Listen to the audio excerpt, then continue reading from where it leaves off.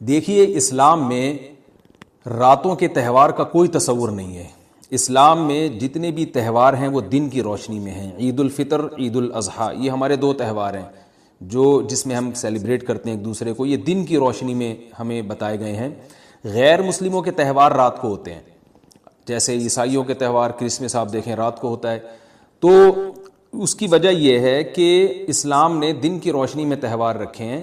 بہت ساری حکمتیں اس میں ہو سکتی ہیں، پوری حکمتیں تو ہم نہیں جانتے، لیکن کچھ سرسری غور سے کچھ حکمتیں ہمارے سامنے آتی ہیں کہ رات کا وقت ایسی چیز ہے جو اللہ نے عبادت کے لیے بنایا یا آرام کرنے کے لیے، سونے کے لیے بنایا.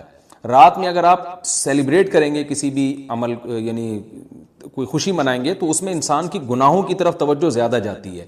جیسے آپ دیکھیں کرسمس میں شرابیں پی جاتی ہیں، اور جو بھی غیر مسلموں کے تہوار ہیں اس میں بھی چراغاں ہوتا ہے رات کے وقت. تو جبکہ ہمارے ہاں جو عید الفطر ہے وہ دن کی روشنی میں ہم نماز پڑھ کے اس کی ابتدا کرتے ہیں.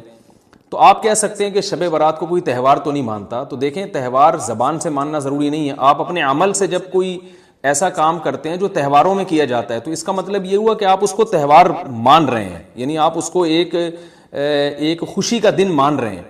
تو نہانا دھونا یا کھانے پکا کے لوگوں میں تقسیم کرنا یا خود کھانا، اور خاص طور پہ حلوہ یعنی میٹھا، یہ چیزیں تہواروں کے موقع پر ہوتی ہیں. جیسے ہم عید الفطر والے دن صبح سوئیاں بناتے ہیں، میٹھا بناتے ہیں، کھاتے ہیں، لوگوں کو کھلاتے ہیں، نہاتے ہیں، اچھے کپڑے پہنتے ہیں. جمعے والے دن بھی، جمعے میں بھی عید کا عنصر ہے حدیث میں، اس کو بھی عید قرار دیا، اس دن بھی ہم نہا دھو کے کپڑے پہنتے ہیں. تو جو لوگ 15 شعبان کی رات کو نہاتے دھوتے ہیں، اسپیشلی اس رات کو کہ بھئی آج کوئی تہوار ہے یا آج کوئی خوشی کا دن ہے، اور مٹھائیاں کھاتے ہیں یا حلوے پکاتے ہیں، تو وہ زبان سے اس کو تہوار نہ بھی کہیں، اپنے عمل سے یہ بتاتے ہیں کہ یہ تہوار ہے، جبکہ یہ تہوار نہیں ہے. اسلام میں کوئی اس کی ایک ضعیف روایت بھی نہیں ہے کہ آپ صلی اللہ علیہ وسلم نے، میرے علم میں نہیں ہے کم از کم، ہو سکتا ہے کوئی موضوع من گھڑت روایت موجود ہو جس میں کوئی کہیں بھی نہیں ہے کہ آپ صلی اللہ علیہ وسلم نے اس رات کو ہمیں نہانے کا حکم دیا ہو، یا اچھے کپڑے پہننے کا حکم دیا ہو، یا کھانے پینے کا یا حلوے کھلانے کا، ہمیں حلوے مانڈے کا ہمیں حکم دیا ہو. تو اللہ کا واسطہ یہ بدعت ہے، اس کو ختم کریں اپنے معاشرے سے. اور اسلام میں تہوار کا ٹائم دن میں ہوتا ہے. عید الفطر، عید الاضحیٰ ہے جس میں ہم دن میں قربانی کرتے ہیں اور کھاتے ہیں، پیتے ہیں، نہاتے ہیں، دھوتے ہیں. راتوں کے یہ کام نہیں ہے، رات کو آپ سوئیں یا عبادت کریں. تو ایک چیز تو یہ تھی جو میں بتانا چاہ رہا تھا. دوسری چیز، اس رات کو قبرستان جانا. دیکھیے اس بارے میں حدیث پیش کی جاتی ہے، مشہور حدیث ہے، لوگ سنتے رہتے ہیں کہ نبی صلی اللہ علیہ وسلم رات کو اٹھے اور امی عائشہ رضی اللہ تعالیٰ عنہ بھی آپ کے پیچھے چلی گئیں، اور آپ صلی اللہ علیہ وسلم جنت البقیع میں مغفرت کی دعا مانگ کے تشریف لے آئے واپس. تو یہ حدیث انتہائی درجے کی ضعیف حدیث ہے.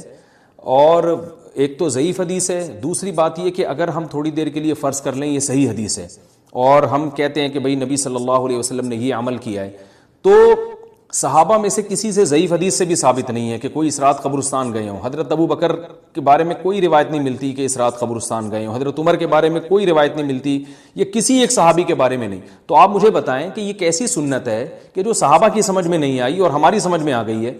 تو مشرکین مکہ یہ کہا کرتے تھے لو کان خیرا ما سبقونا الیہ، قرآن مجید کی آیت ہے کہ اگر یہ اسلام میں کوئی خیر ہوتی تو یہ صحابہ ہم سے پہل نہ کرتے.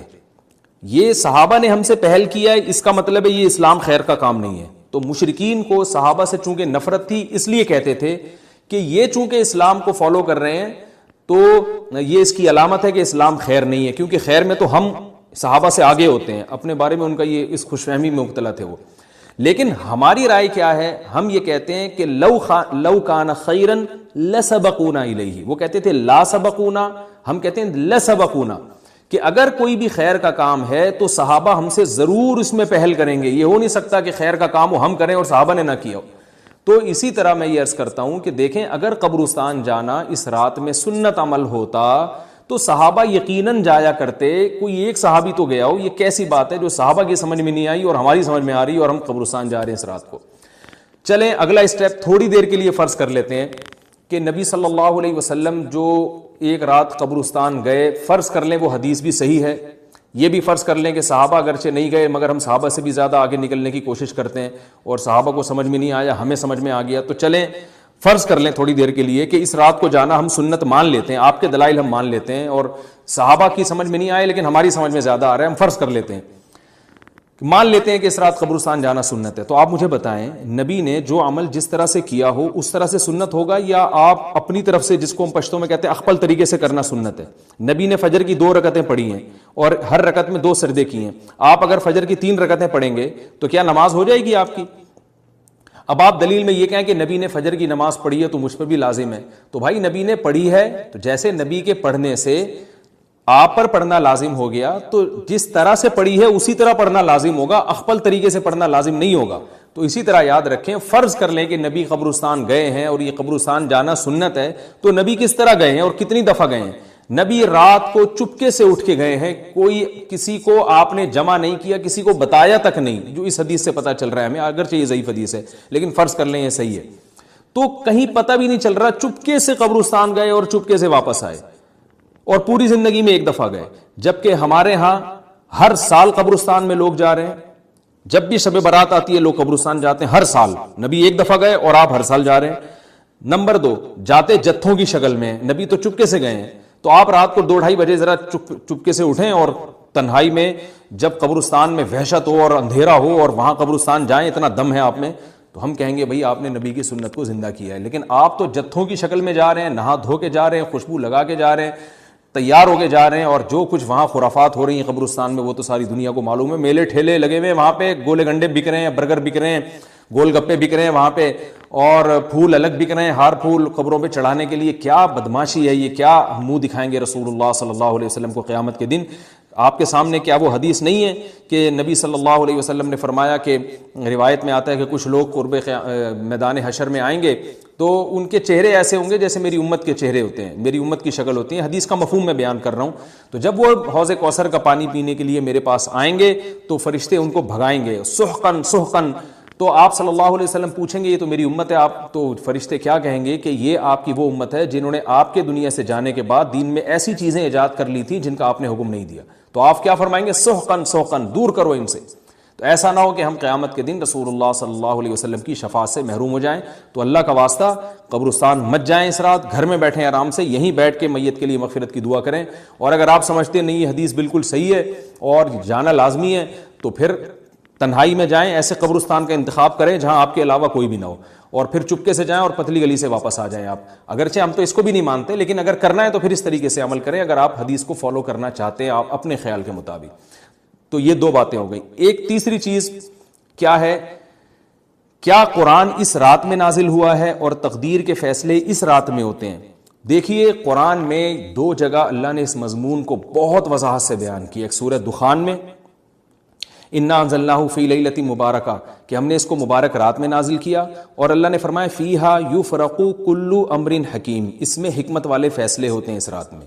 دوسری جگہ 30ویں پارے میں سورہ قدر میں اللہ نے فرمایا انا انزلناہ فی لیلۃ القدر، ہم نے اس قرآن کو لیلۃ القدر میں نازل کیا، اور اس میں بھی اللہ نے فرمایا تنزل الملائکۃ فیہا کہ فرشتے اس رات میں اترتے ہیں باذن ربہم من کل امر، تمام قسم کے معاملات لے کے۔ تو یہاں بھی اللہ بتا رہے ہیں کہ جو 1 سال کے فیصلے جس رات میں ہوتے ہیں اور فرشتوں کے حوالے کیے جاتے ہیں وہ رات اور قرآن کے نازل ہونے والی رات ایک ہی ہے، یہ الگ الگ راتیں نہیں ہیں۔ اور سورہ قدر میں اللہ نے فرما دیا واضح لفظوں میں کہ وہ لیلۃ القدر کی رات ہے۔ تو اتنی وضاحت کے بعد پھر یہ کہنا کہ اس رات میں قرآن نازل ہوا تھا جبکہ اس کے بارے میں کوئی صحیح حدیث موجود بھی نہیں ہے، ضعیف یا موضوع روایتیں ہیں، تو یہ بالکل قرآن پر میں سمجھتا ہوں کہ یہ ٹھیک نہیں ہے، بالکل دلیل کے لحاظ سے یہ کمزور بات ہے۔ اگرچہ بعض علماء اس طرف گئے ہیں اور انہوں نے تعویل کی ہے، انہوں نے یہ تعویل کی ہے کہ قرآن جو ہے آسمان دنیا پہ آیا لیلۃ القدر میں، اور وہاں سے جو نیچے نزول شروع ہوا ہے وہ شب برات میں ہوا ہے، لیکن یہ تعویل عقل سے بعید ہے اور اس تعویل کی ہمیں ضرورت بھی نہیں ہے۔ 2 صحیح حدیثیں ٹکرا رہی ہوں یا قرآن کی آیت کسی ایسی متواتر حدیث سے ٹکرا رہی ہو تو پھر تو وہاں ہمیں تطبیق دینے کی ضرورت پیش آتی ہے، جب قرآن کے مقابلے میں کوئی حدیث ہی نہیں ہے، صحیح حدیث بھی نہیں ہے۔ حالانکہ قرآن کے مقابلے میں تو فقہا کہتے ہیں کہ اگر صحیح حدیث بھی ہو، متواتر نہ ہو، صحیح حدیث بھی ہو تو وہ بھی ظنی ہوتی ہے، تو اس حدیث کو رد کیا جائے گا، قرآن میں تعویل نہیں کی جائے گی۔ لیکن یہاں تو صحیح حدیث بھی نہیں ہے، یہاں تو ایک ضعیف روایت ہے اور ضعیف اقوال ہیں، آپ اس کو کیسے قرآن کے مقابلے میں لا سکتے ہیں؟ تو جو بالکل بے غبار بات ہے وہ یہی ہے کہ اللہ تعالیٰ نے قرآن مجید کو لیلۃ القدر میں نازل کیا جو رمضان کے آخری عشرے میں ہوتی ہے، اور اسی لیلۃ القدر میں فیصلے بھی ہوتے ہیں، اور بعض لوگ کہتے ہیں اس میں حرج کیا ہے کہ ہم 15 شعبان کو بھی فرض کر لیں، اس میں قرآن نازل ہوا اور لیلۃ القدر میں بھی، بھائی اس سے لیلۃ القدر کی ویلیو کم ہوتی ہے۔ اللہ تو لیلۃ القدر کی ویلیو بڑھا رہے ہیں کہ یہ ایسی رات ہے جس میں ایک سال کے فیصلے بھی کر دیے جاتے ہیں اور اس میں قرآن مجید کا نزول بھی شروع ہوا، تو جس رات کو اللہ نے جو پروٹوکول دیا ہے وہی پروٹوکول اس کو دینا چاہیے، آپ اس کو کسی اور رات کو نہ دیں وہ پروٹوکول۔ تو یہ تیسرا مسئلہ ہوا۔ پہلا مسئلہ حلوے مانڈے کا اور نہانے دھونے کا، وہ بھی غلط ہے۔ دوسرا مسئلہ قبرستان جانے کا، وہ بھی ٹھیک نہیں ہے۔ تیسرا مسئلہ کہ اس رات میں قرآن نازل ہوا اور فیصلے ہوتے ہیں، یہ تیسری بات بھی غلط ہے، نہ تو اس رات میں قرآن نازل ہوا اور نہ اس رات میں فیصلے ہوتے ہیں۔ چوتھی چیز کہ کیا اس رات کی میں عبادت کی کوئی فضیلت ہے سرے سے یا نہیں ہے، یہ ایک علمی مسئلہ ہے۔ تو اس بارے میں خوب اچھی طرح سمجھ لیں کہ اس بارے میں جتنی بھی احادیث ہیں جو اس رات کی فضیلت کے بارے میں ہیں کہ بنو کلب کی بکریوں کے برابر مغفرت ہوتی ہے اور بکریوں کے بالوں کے برابر، اور یا جو بھی اس بارے میں روایات ہیں کہ سب کی بخشش ہو جاتی ہے سوائے اس شخص کے جو کسی کے دل میں کینہ رکھتا ہے، تو یہ جتنی اس رات کی فضیلت میں احادیث ہیں، تو ایک بات تو خوب اچھی طرح سمجھ لیں، اس پر تمام محدثین کا، جہاں تک میں نے دیکھا ہے، تمام محدثین کا اتفاق ہے کہ اس کی فضیلت میں صحیح حدیث ایک بھی نہیں ہے۔ اس رات کی فضیلت میں ایک بھی صحیح حدیث موجود نہیں ہے، لیکن ضعیف روایتیں اتنی کثرت سے ہیں کہ ایک الگ محدثین کا اصول ہے کہ جب ضعیف روایتیں کی سندیں زیادہ ہو جائیں تو وہ حسن بن جاتی ہے، یعنی قابل قبول ہو جاتی ہے وہ، کیونکہ بہت ساری کمزور چیزیں مل کے اس میں کچھ قوت پیدا کر دیتی ہیں۔ تو اب جن علماء نے احادیث کے ضعف کی طرف دیکھا کہ ایک بھی صحیح روایت نہیں ہے، انہوں نے اس رات کا بالکلیہ انکار کر دیا کہ اس رات کی سرے سے کوئی فضیلت نہیں ہے۔ لیکن جن علماء نے اصول حدیث کی طرف دیکھا اور فقہ کے ایک اصول کی طرف دیکھا کہ کثرت روایات درجہ حسن تک پہنچ جاتی ہیں، ضعیف روایات، تو انہوں نے کہا کہ بالکل اس رات کی فضیلت کا انکار ہی سرے سے کر دینا یہ غلط ہے۔ تو جمہور اس طرف گئے ہیں کہ اس رات کی فضیلت کا بالکلیہ انکار کر دینا یا اس کی عبادت کی فضیلت کا بالکلیہ انکار کر دینا یہ ٹھیک نہیں ہے، لیکن کچھ علماء، وہ بھی بڑے محقق علماء ہیں، وہ اس طرف گئے ہیں کہ اس رات کی سرے سے کوئی فضیلت اسلام میں ہے ہی نہیں۔ اب میں دونوں طرف کے علماء کا کچھ تھوڑا سا تجزیہ پیش کرتا ہوں۔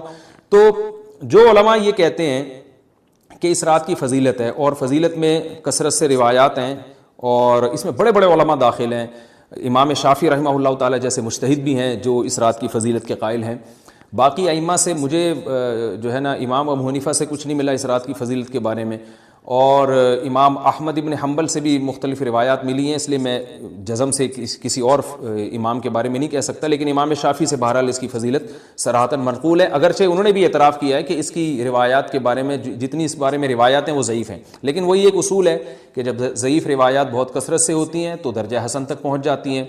تو اس اصول کے تحت جمہور اس کے قائل ہیں کہ اس رات میں عبادت اگر ہم کرتے ہیں تو دوسری راتوں کی نسبت ہمیں ثواب زیادہ ملتا ہے۔ لیکن جو بعض دوسرے علماء جو بالکل ہی اس رات کی فضیلت کے منکر ہیں، ان کے دلائل میں یہ ہے کہ یہ بات اگرچہ درست ہے کہ اگر ضعیف روایات کثرت سے ہوں تو وہ درجہ حسن تک پہنچ جاتی ہیں، لیکن وہ کہتے ہیں کہ کچھ قرائن ایسے ہیں جن قرائن سے پتہ چلتا ہے کہ جو ہے ان قرائن کو اگر سامنے رکھا جائے تو وہ ان کی رائے یہ ہے کہ پھر ان کا خیال یہ ہے کہ ان کا رجحان اس طرف ہے کہ اس رات کی سرے سے کوئی فضیلت نہیں ہے۔ ان قرائن میں ایک چیز یہ بھی ہے کہ اس کے بارے میں جو روایات ہیں ان میں بہت زیادہ ثواب کی بشارت سنائی گئی ہے۔ تو بعض محدثین کا یہ اصول ہے کہ کسی رات کے بارے میں یا کسی خاص عمل کے بارے میں بہت زیادہ کہیں غلو ہوتا ہے یا مبالغہ ہوتا ہے، غلو تو نہیں کہہ سکتے، تو یہ خود ایک اس طرف اشارہ ہوتا ہے کہ یہ ایک ضعف ہے، اگرچہ یہ کوئی اتنی مضبوط بات نہیں ہے، لیکن بہرحال جو علماء اس کی فضیلت کے بالکل منکر ہیں ان کی ایک دلیل میں آپ کے سامنے پیش کر رہا ہوں۔ دوسری بات یہ ہے کہ جو علماء اس کی فضیلت کے بالکل بھی قائل نہیں ہیں، ان کی ایک بڑی دلیل یہ بھی ہے، جن میں ہمارے شیخ حضرت مفتی رشید احمد صاحب رحمہ اللہ تعالیٰ بھی تھے، اگرچہ انہوں نے اس بارے میں کوئی صراحتاً فتویٰ نہیں دیا، لیکن وہ یہ اشکال ظاہر کیا کرتے تھے کہ شریعت میں جب بھی کسی وقت کی یا کسی خاص رات کی کوئی فضیلت آتی ہے تو اللہ تعالیٰ اس کو جو ہے وہ اس کا صحیح ٹائم نہیں بتاتے بلکہ اس میں اختلاف ڈال دیتے ہیں. اس کی مثال ایسے ہے جیسے جمعے کے دن حدیث میں آتا ہے کہ ایک وقت جمعے میں ایسا آتا ہے جس میں دعا لازمی قبول ہوتی ہے. اب ظاہر ہے وہ بڑا فضیلت کا وقت ہے, تو وہ وقت ہمیں متعین طور پہ بتایا نہیں گیا ہے, اس لیے علماء کا اس میں اختلاف ہوا. بعض نے کہا عصر کے بعد, بعض نے کہا کہ 2 خطبوں کے درمیان. لیلۃ القدر کو دیکھ لیں, لیلۃ القدر کی فضیلت میں قرآن بھی ہے, بہت ساری احادیث ہیں, لیکن لیلۃ القدر کی رات ہے کون سی یہ اللہ نے اس میں ابہام ڈال دیا. طاق راتوں میں 21 بھی ہو سکتی ہے, 23 بھی ہو سکتی ہے, بعض بلکہ حدیث سے 22ویں رات کا بھی ہونا ثابت ہے, زیادہ امکان 27ویں رات کا ہوتا ہے, تو وہ متعین نہیں ہے. تو جو علماء کہتے ہیں اس کی سرے سے کوئی فضیلت ہی نہیں ہے, ان کا رجحان وہ ان کی ایک یوں سمجھیں کہ دلیل تو نہیں لیکن ایک استئناس کہتے ہیں اس کو, کہ اس سے ان کے اس نظریے کو تقویت ملتی ہے کہ اگر یہ اس کی اتنی زیادہ فضیلت ہے تو اس کی تعیین میں اختلاف بالکل بھی نہیں ہے. تو یہ وہ کہتے ہیں کہ یہ مزاج شریعت کے خلاف ہے. اور تعیین میں اختلاف ہوتا کیوں ہے؟ علماء نے بیان کیا اگر لیلۃ القدر کو متعین طور پہ بیان کر دیا جاتا ہے نا کہ یہی لیلۃ القدر ہے, تو بہت ساری اس میں جو ہے نا حکمتیں فوت ہو جاتی, جن میں ایک یہ بھی کہ اس رات میں جہاں عبادت کا ثواب بہت ہے, گناہ کا عذاب بھی بہت ہے. پھر اگر اس رات میں کوئی گناہ کرتا تو وہ اللہ کے عذاب سے نہ بچ پاتا, کیونکہ وہ اللہ متعین کر دیا کہ یہ لیلۃ القدر ہے, تو کیسے تم اس میں گناہ کر رہے ہو. اب معاملہ اللہ نے مبہم رکھ دیا کہ بھئی یہ بھی ہو سکتی ہے تو اگلے دن بھی ہو سکتی ہے. اور ایک فائدہ یہ بھی اس میں رکھا متعین نہ کرنے میں کہ لیلۃ القدر انہی کو ملے جو تلاش کریں, جو پورا عشرہ جاگیں گے ان کو لیلۃ القدر ملے گی. اگر اللہ اسپیسیفک دن بتا دیتا کہ 21ویں ہے, 23ویں ہے یا 25ویں ہے یا 22ویں ہے, تو بہت سارے لوگوں کو لیلۃ القدر مل جاتی. تو اللہ نے جو مبہم رکھا ہے نا, تو ایک رات کی فضیلت اللہ نے بڑھا دی مگر اس کی تعیین میں ابہام پیدا کر دیا تاکہ جو پورا عشرہ جاگے گا اسی کو لیلۃ القدر ملے گی, اس کے علاوہ ہر آدمی کو نہ ملے. وہ ایک اللہ کی ایک حکمت ہو سکتی ہے اس میں. تو یہ 2 حکمتیں ہیں کہ اس میں گناہ اگر کوئی کرے تو اس پر عذاب نہ آ جائے, کیونکہ اگر متعین کر دیا جائے گا تو پھر گناہ کیسے تم کر رہے ہو اس رات میں. تو اللہ نے اس میں بھی ابہام پیدا کر دیا. جو گناہ کرنے والا ہے اگرچہ وہ بڑا گناہ گار ہے اس رات میں, چاہے وہ رمضان کا آخری عشرے میں کسی رات میں بھی گناہ کرتا ہے, لیکن کم از کم اتنا عذر تو ہے کہ اس کو کیا پتا تھا کہ یہ آج لیلۃ القدر ہوگی. تو جو 15 شعبان کی رات ہے اس کی بہت زیادہ فضیلت ہے, تو پھر یہ رات کو متعین کیوں کر دیا گیا؟ یہ ان علماء کی دلیل میں بیان کر رہا ہوں جو اس کی فضیلت کے بالکل بھی قائل نہیں ہیں. لیکن بہرحال حقیقت یہ ہے کہ جمہور علماء اس کی فضیلت کے قائل ہیں, کیونکہ یہ جو میں نے دلائل دیے کہ وہ علماء جو اس کی فضیلت کے سرے سے منکر ہیں ان کے یہ دلائل کو ہم دلیل نہیں کہیں گے بلکہ استئناس کہیں گے. کہ استئناس کہتے ہیں کہ ایک چیز استدلال نہیں ہے بلکہ ان اپنے نظریے کی تقویت کے طور پر ایک چیز کو پیش کر دینا جس سے یہ لگتا ہو کہ واقعی یہ صحیح کہہ رہے ہیں. اس کو استئناس کہتے ہیں, میں جو آسان لفظوں میں سمجھانے کی کوشش کر رہا ہوں. اور ایک استدلال کہتے ہیں کہ ایک ریسرچ کو, ایک پوری تحقیق کو. تو جمہور کا مذہب ایک اصول پر مبنی ہے کہ بھئی اتنی ساری روایات ہیں اور ضعیف ہیں, ان میں ٹھیک ہے کچھ موضوع بھی ہیں لیکن بہت ساری ایسی ہیں جو موضوع بھی نہیں ہیں. تو ضعیف روایات ہیں جب اتنی کثرت سے ہیں اور اس میں ہے بھی عبادت کا تذکرہ, تو عبادت کرنے میں کوئی حرج بھی نہیں ہے. تو لہذا انہوں نے اس کو جو ہے نا اس کو دلیل بنایا ہے اور اصول کے لحاظ سے یہ بات درست ہے. تو اس اصول کو اگر کوئی فالو کرنا چاہے تو اس رات کی عبادت اس کے لیے بالکل ٹھیک ہے اور اللہ کی رحمت سے امید ہے کہ اس میں اس کو ثواب زیادہ ملے گا. تو جمہور ایک طرف ہیں اور بعض علماء دوسری طرف ہیں. تو یہ میں نے صرف اس لیے بیان کر دیا کہ اس رات کی فضیلت میں اتفاق نہیں ہے بلکہ مختلف فی ہے, مجتہد فی ہے, اختلاف رائے اس میں ہو سکتا ہے. تو اگر کوئی عالم اس رات کی فضیلت کا بالکلیہ انکار کرے اور ان علماء کا بھی احترام کرے جو اس رات کی فضیلت کے قائل ہیں, تو پھر اس عالم پر رد کرنے کا حق نہیں ہے. دوبارہ میں اپنی بات کو ریپیٹ کرتا ہوں, اگر کوئی عالم یہ کہے کہ اس رات کی سرے سے کوئی فضیلت نہیں ہے تو اس عالم پر طعن و تشنیع جائز نہیں ہے, کیونکہ ان کے بھی کچھ نہ کچھ استدلالات ہیں. ہاں اگر کوئی عالم اس رات کی فضیلت کا انکار کر کے جمہور کے مذہب کو بالکل غلط قرار دیں اور اس عمل کو یہاں اس رات کی عبادت کو بالکل بدعت قرار دیں, اور جو اس رات میں عبادت کر رہے ہیں یا اس کی فضیلت کے قائل ہیں ان کو بدعتی قرار دیں, تو یہ غلو ہو جائے گا, یہ زیادتی ہو جائے گی جو کہ بالکل غلط ہے. کیونکہ جب دونوں طرف دلائل ہیں تو اعتدال والی رائے اختیار کرنی چاہیے, اور کسی ایک طرف بہت زیادہ جھکاؤ یا کسی ایک کو 100% غلط قرار دے دینا, بدعتی قرار دے دینا, یہ درست نہیں ہے. جو ہماری قوم میں ایک مزاج ہے کہ بس اپنی رائے کو مسلط کرتے ہیں اور دوسرے کی رائے کو مانتے ہی نہیں. تو تو عوام کے لیے کیا ہے؟ لوگ کہتے ہیں مفتی صاحب کنفیوز کر دیا آپ نے، تو لٹکا کے چھوڑ دیا ہمیں. بھائی میں کنفیوز نہیں کر رہا، عوام جمہور کے مذہب کو فالو کرے گی. جمہور میں بڑے بڑے علماء ہیں، وہ اس کی فضیلت کے قائل ہیں، اور وہ اس کے قائل ہیں کہ اس رات میں عبادت کرنی چاہیے، تو آپ جمہور کے مذہب کو فالو کر سکتے ہیں. تو اب یہ بات تو ہو گئی، جمہور کا مذہب میں نے آپ کو بتایا کہ وہ اس رات میں فضیلت کے قائل ہیں کہ اس رات میں عبادت کرنی چاہیے. لیکن کیسے کرنی چاہیے، اس پر تمام علماء کا اتفاق ہے کہ مسجد میں جتھے بنا کے جانا یا اجتماعی عبادت کرنا یہ بالکل بدعت ہے، بالکل ناجائز ہے. اسی طرح کوئی مخصوص قسم کی نماز پڑھنا کہ پہلی رکعت میں یہ والی صورت، تو دوسری میں یہ والی صورت، تو تیسری میں یہ والی صورت، یہ بالکل بدعت ہے. صلاۃ التسبیح کی جماعتیں بدعت ہیں. تو ایک ہی راستہ ہے آپ کے پاس، آپ عبادت کرنا چاہتے ہیں تو انفرادی طور پر ایسے عبادت کریں جیسے عام دنوں میں آپ عبادت کرتے ہیں، یہ ویسے ہی نماز پڑھیں جیسے عام دنوں میں نماز پڑھتے ہیں. کوئی مخصوص صورتیں، مخصوص رکعتیں نہیں ہیں. جتنی اللہ توفیق دے تنہائی میں آپ 2 رکعتیں، تہجد کی 4 رکعتیں، 6 رکعتیں، 8 رکعتیں، 16 رکعتیں، جتنی اللہ توفیق دے آپ رات کو کھڑے ہو کر انفرادی نماز پڑھیں. دعائیں مانگیں اللہ تعالیٰ سے، قرآن کی تلاوت کریں، تسبیحات کریں. جتھے نہ بنائیں مسجد میں، چراغاں نہ کریں، بتیاں نہ لگائیں، قبرستانوں پہ رش نہ کریں. یہ سب ناجائز اور سب حرام ہے، گناہ ہے، اس کا اسلام میں کوئی تصور نہیں. کرنا ہے تو صرف ایک کام آپ کر سکتے ہیں کہ صرف عبادت کریں، اور اللہ کی رحمت سے امید کی جا سکتی ہے کہ اللہ تعالیٰ اس رات میں آپ کو عبادت کا دوسری راتوں کی نسبت ثواب عطا فرمائے گا. کیونکہ آپ اگر جمہور علماء کو فالو کر رہے ہیں تو ہمیں یعنی جن کے پاس علم نہیں ہے تو ان کو علماء ہی کو فالو کرنے کا اللہ نے حکم دیا ہے. تو آپ جمہور علماء کی رائے پر عمل کرتے ہوئے اگر عبادت کرنا چاہیں تو اللہ کی رحمت سے امید ہے کہ انشاءاللہ آپ کو ثواب ملے گا. لیکن عبادت کا کوئی مخصوص طریقہ ہرگز نہیں ہے. پمفلٹ بٹ رہے ہوتے ہیں کہ یہ والی صورت پڑھنے سے یہ ہو جائے گا، تو یہ والی صورت پڑھنے سے یہ ہو جائے گا، یہ بالکل غلط ہے.